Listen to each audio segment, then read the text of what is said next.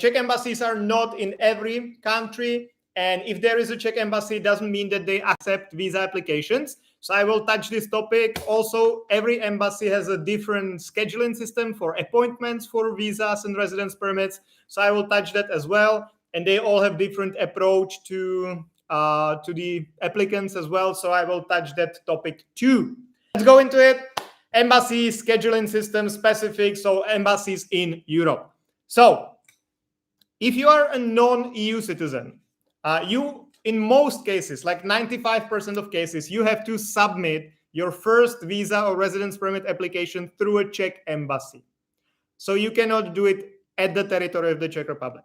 There are some exceptions, like, for example, the partnership visa, or if you have a residence permit for the purpose of studies or a blue card in some other EU country already, and you want to move for the same purpose of stay to the Czech Republic, you can apply at the territory of the Czech Republic, but not if in basically any other cases. So if you want to apply for an employee card, or first time for a blue card, or first time for a student visa, student residence permit, family reunification, all these, the first application must go through a Czech embassy.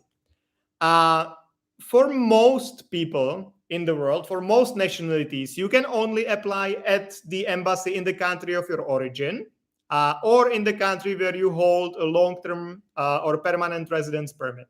So if you're, for example, an Indian or Russian, you can only apply for the first visa or residence permit at the Czech embassy in India or Russia. Or if you have a residence permit in some other country like United Arab Emirates or somewhere, then you can also apply there, but nowhere else. Besides that, there are some countries or some nationalities which have the exception that they can apply for their visas or residence permit at any Czech embassy in the world. So, for example, Americans, Canadians, Australians, nationalities like that can apply anywhere. So they can apply in the US or in Asia or in Europe. And today I will be talking to you, those of you who can actually submit your application at some Czech embassy in Europe. So it's either for these like nationalities which can apply anywhere, or for those of you who already live in Europe in some other EU country and you want to move to the Czech Republic, but you are third country nationals. So the point is that not every country in Europe has a Czech embassy or Czech consulate. And even if they do, they often, or in most cases, they don't provide visa services. So because primarily Czech embassies are meant for Czech citizens. So if I'm a Czech citizen, so if I go to Croatia and something happens, I lose my passport or whatever, I can go to a Czech embassy and they will help me. So that's the primary or one of the main reasons for embassies to exist and to like help Czech citizens. So not all the embassies that exist accept visa applications. There are only some embassies which do that. And it's important for you to understand that because, for example, if you're an Indian, like a common scenario, you're an Indian, but you live in, okay, Poland is fine. But if you live in Latvia, for example, you have a residence permit there and you want to move to the Czech Republic. So in theory, you can either apply at the Czech embassy in India or in the country where you hold a long-term residence permit, which would be Latvia in this case. But in Latvia, there is no Czech embassy, so you cannot actually apply there. So you need to go to some other country, to a Czech embassy, which is responsible for Latvia. So if in the country where you live, there is no Czech embassy or no Czech embassy which accepts visa or residence permit applications, you need to go to the country which is responsible for your country. That can kind of create some problems, especially in some smaller countries, because I've seen this. For example, I don't remember which one, but one of the countries in Africa, there is no Czech embassy. So they need to go to Portugal, I believe, to apply. But they cannot get to Portugal because they need a visa to enter the Schengen space. And anyway, in Portugal, there is no Czech embassy, so they have to fly to Vienna. But it's not possible because they cannot like to apply for a visa, but they cannot come here without the visa. So it's kind of like a very stupid system, but that's how it works.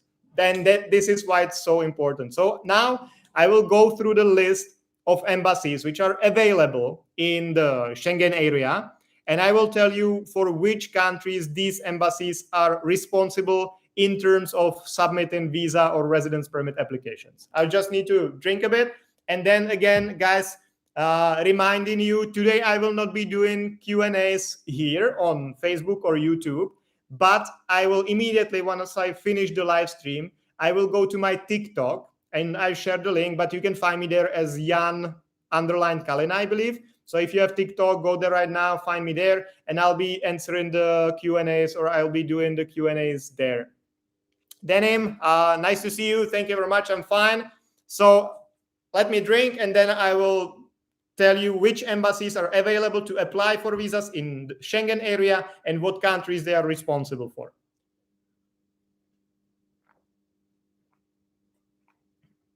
Okay, so embassy number one, that's Czech Embassy in Berlin.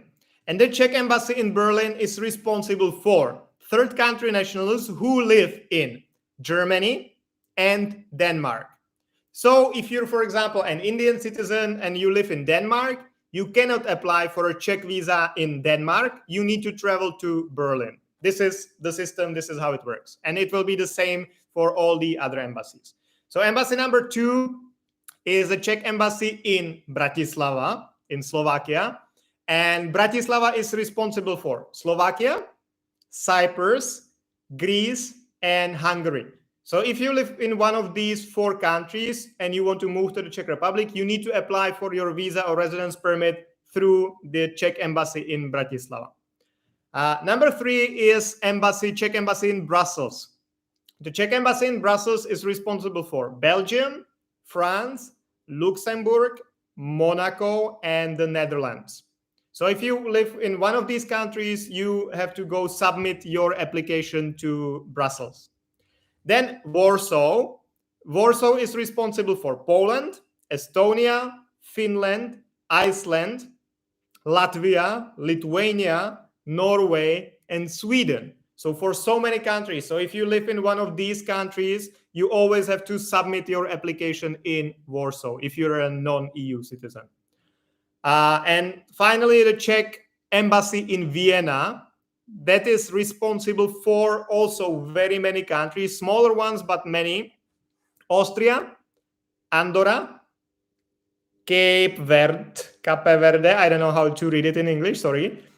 Italy, Liechtenstein, Malta, Portugal, San Marino, Sao Tome and Principe, Slovenia, Spain, Switzerland, and Vatican.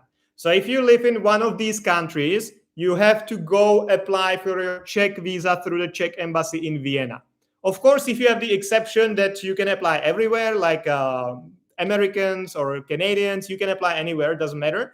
But if you're a non-EU citizen and you don't have this exception and you live in one of these countries, you need to go to the correspondent embassy, which would be, in this case, Vienna. So basically, if you look at it, you can only apply for a Czech visa at 5 embassies in Europe, depending on the country where you live.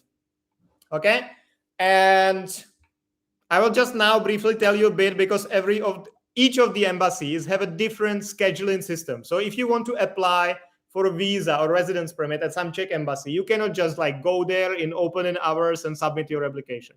You always need to book an appointment in advance, and it depends on what embassy and which is the system. Because in some embassies, for example, in Berlin, you can just send them an email and request an appointment, and they will tell you what's available. But you have to speak German or have a translator. So it's not really if you live in Germany, okay, then yes, you probably speak German and you can do that. But if you don't speak German, you cannot really apply in Berlin.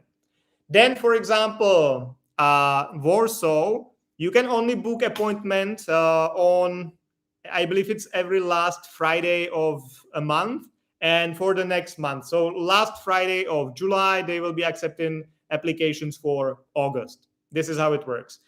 In Bratislava, it, for example, works that way that you have to call them within 2 hours, 2 opening hours. You have to call them and book the appointment this way. So every embassy has a different system, and it's important to know it. And it's important to also check websites of embassies regularly because they change the systems often as well. It's not like it's been always the same, and it's not that these embassies would be like written in the stone forever, you know, because I believe like 3 years ago, there was also a Czech embassy in Madrid, which was accepting visa applications, but it was canceled. And also the consuls rotate every like 3 or 4 years or something. So consul from Berlin will be transferred to Vienna, and consul from Vienna will be transferred to Bratislava. So they will also bring their own systems with them. So that also changes. Whenever the consul changes, many things change as well. Because some time ago, you didn't need a translator to go to Berlin to apply. But now, because now there are people who don't speak other languages, for example, maybe just Czech and German, then now you have to have a translator. Okay, so it's constantly changing, but I hope you got the idea and that this was helpful as well. And as I mentioned, now I will be finishing the live stream here on YouTube and on Facebook, and I will go to my TikTok, and I will be doing Q&As on my TikTok. So if you have any questions, guys, please find me on TikTok. It's Jan_Kalina, I believe. I will share the links in the comments, both on Facebook and YouTube. And I'll be happy to see you there and answer all your questions. So thank you very much, guys, and see you in like 1 or 2 minutes on my TikTok. Okay? Thank you. Bye-bye. Peace out. Sleep well, and speak to you on TikTok.